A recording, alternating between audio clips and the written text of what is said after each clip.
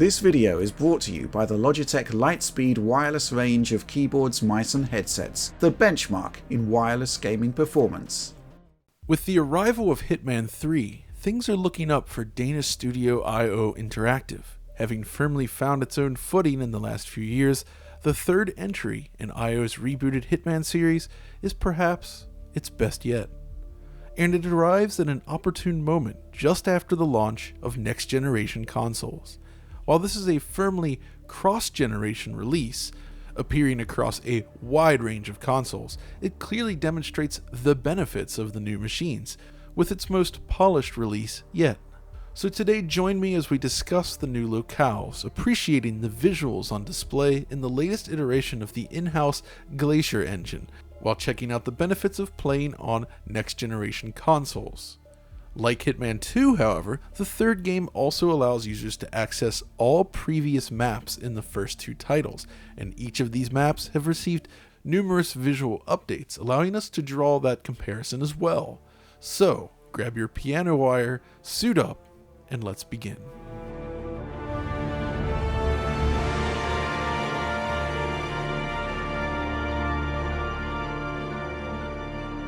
Launched in 2016, the return of Hitman was met initially with skepticism, followed quickly by near unanimous praise.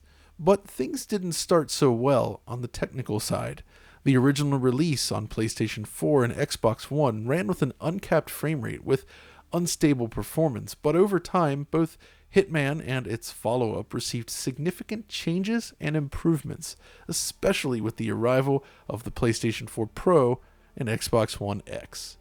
IO Interactive has regularly demonstrated a commitment to supporting its games across multiple platforms, while ensuring the release of new content and technical improvements.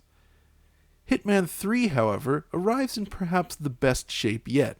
I spent most of my time playing the game on next-generation consoles, and the sheer consistency of the experience, combined with super clean image quality, makes for one heck of an attractive game.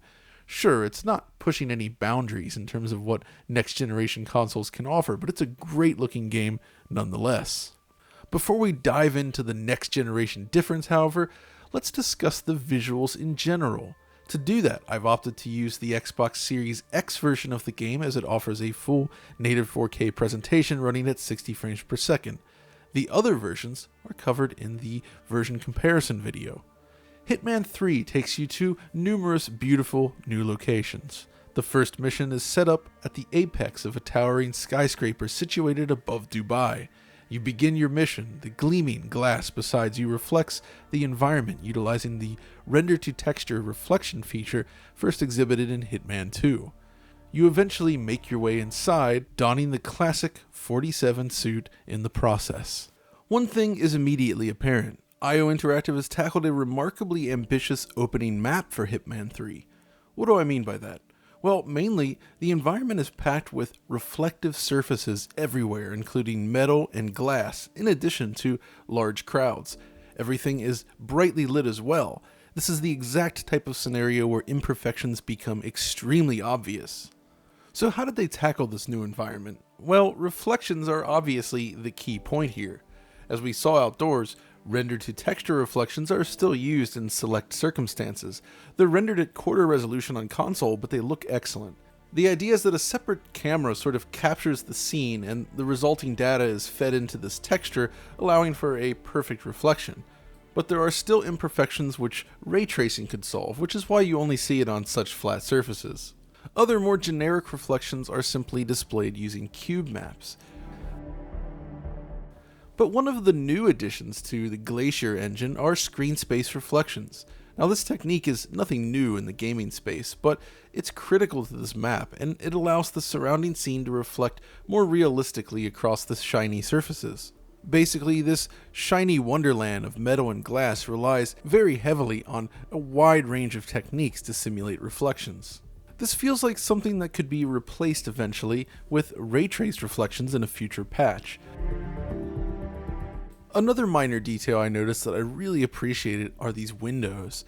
Note how the windows themselves sort of shake and wobble as a result of the strong wind outside the building. It's a really nice touch. The next two missions you'll explore are somewhat less flashy, but when you get to the fourth one set in China, you'll encounter a rain-soaked, neon-infused metropolis at night. This map showcases another new scenario for the game by simulating rain and wet surfaces. Raindrops now play realistically off 47's coat. While a nice animated droplet effect is used to represent puddles. When you make your way across the main street then, the combination of reflections and neon signs at night deliver an atmosphere not unlike Hitman Contracts, the original third Hitman game. It's dark, beautiful, and really showcases what the engine is capable of. But okay, really, all of this looks great, but none of it is especially groundbreaking. Yet, I think that's okay. Hitman delivers a pristine presentation that perfectly suits the game. It lacks the heavily post-processed appearance of more cinematic games, instead focusing on super clean lines and well-defined spaces. There's a precision to its presentation that I simply adore. But while these new maps are beautiful, let's take a step back and look at how the visuals have evolved in the maps created for Hitman and Hitman 2. For this comparison, I've opted to use Hitman 2 as the comparison point. We've already explored the visual changes from the first game to the second, so we'll be using maps from both games viewed through the lens of Hitman 2 when comparing against the third game. When playing Hitman 2, I'm running the game on an Xbox One X, and for Hitman 3, I'm using the Xbox Series X. So what did we find? Well, there's no better place to begin than here in Paris, the map that started it all. This immediately reveals two changes: the addition of screen space reflections and reworked foliage. Look closely here, for instance, and you'll see that the reflections, which were absent in the previous games, have been added. The trees have been completely reworked as well. Now as we walk towards and around the fountain, you may begin noticing how fluid the frame rate is. The game delivers a solid 60 frames per second at native 4K here on Xbox Series X. Hitman 2, in comparison, is also running in its higher resolution mode with an uncapped frame rate, but it's much less stable, as you would expect. Now further inside, pay close attention to the floor here. SSR has been added to this area, giving it a nice realistic sheen. Then if we move out into the garden, the new tree assets make yet another appearance, this time in greater number. I'm not entirely sure why this change was made though, as I feel it looks similarly nice in both games.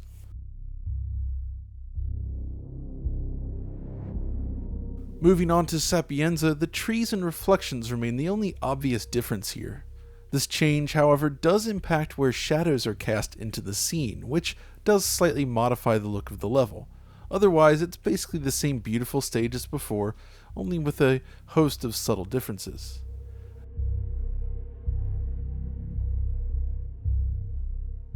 The next area, however, is more interesting. Right away, you'll notice a minor tweak. The curtains in this area now blow and move around in Hitman 3, whereas they're completely static in Hitman 2. That means that these maps now benefit from an improved cloth simulation, something you'll see pop up at various other points throughout the game. Really though, it's the screen space reflections that make the biggest difference between the two, so let's check out some of the other scenes where this is visible, such as, well, this. Check out the floor here.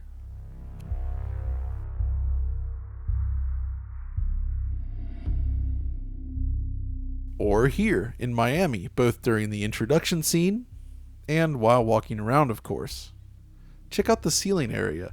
The shiny metal now shows superior reflections in Hitman 3 rather than simply relying on cube maps. Colombia is interesting as well. We can see a change in foliage placement. Note the difference in tree cover here from this beginning area. I also noticed a change in the bloom intensity and the way lighting works in certain areas as well. You can kind of see it here, but it's more visible in this mission.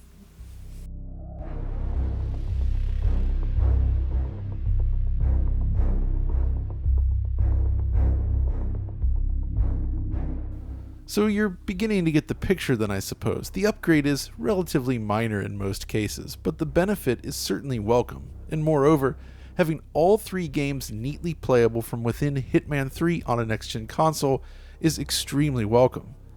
Of course, this is a cross-gen game, so you may wonder, what is the benefit of playing on one of the new machines? Well, for starters, this is nothing new for IO Interactive. Hitman Blood Money, for instance, was released for the Xbox 360 and consoles prior to that, such as PlayStation 2. As with Blood Money, the focus here is on refinement, basically building upon the already solid base and tuning it to perfection.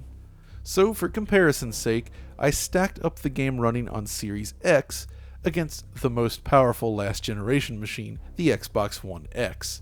Up front, the differences are not necessarily vast, I might say, but they do make a relatively nice difference in the end, resulting in a more polished game all around.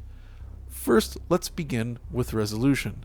On Xbox Series X, the game delivers a full native 4K presentation, while on Xbox One X, and PS4 Pro for that matter, it tops out at 1440p. This is a slightly lower resolution than in previous games, but the additional visual features have no doubt increased the load just enough, reducing the maximum resolution on both consoles. The jump to 4K, or 1800p in the case of PS5, is certainly worthwhile by itself, but isn't necessarily enough, right? Okay, so how about the visuals themselves? Well, firstly, all of the new visual effects are fully intact across all versions of the game. That means you get screen space reflections, the same beautiful lighting, and other improvements across each platform. Fundamentally, it looks very comparable. If you look a little closer, there are some other differences to find. For instance, shadows use the highest quality setting on Xbox Series X, while Xbox One X is reduced to a lower level. So you basically have a sharper image with superior textures, better shadows, and cleaner texture filtering on the next-gen machines. It basically helps polish up the game's visuals even further, and it looks excellent in the process. Okay, so this video mainly focuses on Xbox Series X versus the Xbox One X, but let me briefly share the differences between other consoles with this handy infographic. It basically boils down to variations in resolution, shadow, and texture quality. It's really comparable to Hitman 2 on most of the last-gen machines. The base consoles match those same settings, while PS4 Pro is similar as well. It's really only the One X version that has taken a small hit. You see, in Hitman 2, native 4K rendering was an option, but knowing that it could still dip below 30 frames per second when using this mode in Hitman 2, it's not entirely surprising that the more demanding game would see fit to cut this from the platform. But this raises another interesting point. I mentioned earlier that it's possible to play Hitman and Hitman 2 maps within Hitman 3. Now, for most of these last generation consoles, this makes a lot of sense, as you're treated to slightly improved visuals all around at the same basic resolution and quality settings that you saw in those games. If you're an Xbox One X user, however, it might make sense to stick with Hitman 2 for these classic maps, as that version supports a higher resolution output and or an uncapped frame rate, both of which are missing from Hitman 3. It's the one real caveat in this situation, and it is something to consider. If you're playing on any other console, however, it makes sense to stick with Hitman 3. It's also worth noting that Hitman 3 supports VR specifically on PlayStation 4. The visual downgrade is significant, but it's an interesting and immersive option. It's just unfortunate that this mode is only available on PlayStation 4 as opposed to on PC, where you could use a higher quality headset. In addition, PSVR is not supported in native PS5 titles, so you'll need to maintain 2 installs if you're playing in VR on a PS5. So by now you should have a pretty good idea of how the visuals scale across both the generation and all the different consoles. But perhaps the largest difference can be observed when we arrive at performance, and we're talking about both the frame rate and the loading times. Let's begin with frame rate. Now, in our previous video, we established that all of the next-gen consoles deliver a very stable 60 frames per second experience. You can slightly dip the frame rate on Series X in one specific map, but all three predominantly stick to the target. It is the smoothest Hitman has ever been on console. In my mind, it makes sense that the more powerful CPUs in these boxes would help smooth things out. This boost in performance is really a major advantage. Xbox One X is capped at 30 frames per second now, so not only do you get a higher resolution on the Series X along with improved visuals, but the frame rate is also doubled. The good news though is that the One X is still rather stable. It maintains 30 frames per second as it should, just like all the other last generation consoles. But there is one exception. You see, for PS4 Pro owners, there is actually a 60 frames per second mode available. Using this mode reduces the resolution to 1080p, but the result is remarkably stable. Obviously, this version does not compare to Xbox Series X or PlayStation 5, but it does stack up nicely against the Series S. In fact, the PS4 Pro version utilizes higher resolution shadows than when running on Xbox Series S, and both are limited to 1080p. That said, frame rate drops can occur on PS4 Pro in areas where they do not on Series S, but still, it's remarkably comparable. It does make me wonder though why the Xbox One X doesn't have the same option. It did in the past, but in this one, the only option is to play at 30 frames per second. Still, the next-gen versions, specifically Series X and PS5, offer the best balance of features all around. The higher frame rate and sharper visuals should not be discounted. It's not a true next-generation showpiece, mind you, but it does look and feel better than any other console version. This is an excellent example of how to do a cross-gen release. But then we arrive at one of the biggest areas of improvement, the loading times. This is a real game changer as far as I'm concerned. Loading into a Hitman map is now extremely fast on next-gen machines, and more importantly, reloading upon death is even quicker. This makes for a more seamless front-end experience and less frustrating play as you toy around with the AI and the scenarios. The reduction in waiting is a huge deal. Now, in comparison, the last-gen version running from the default internal hard drives requires much more time to load.